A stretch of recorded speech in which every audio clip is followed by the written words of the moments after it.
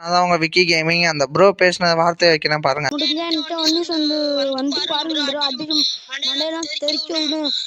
Bat mic of இது on பண்றா. நான் கிரேட் பண்றேன் ப்ரோ. முடிஞ்சா அடிச்சுட்டு பேசு ப்ரோ. நீ கிரேட் பண்றேன் ப்ரோ. வெயிட் பண்ணு ப்ரோ.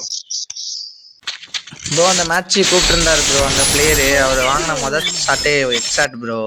நினச்சி விட பார்க்கல. டப்புன்னு வந்துச்சு அவருக்கு. வாயே பேச முடியல அவரால்.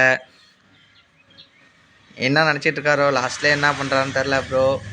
மேட்ச்சு கம்பேக் கொடுப்பாரான்னு தெரில.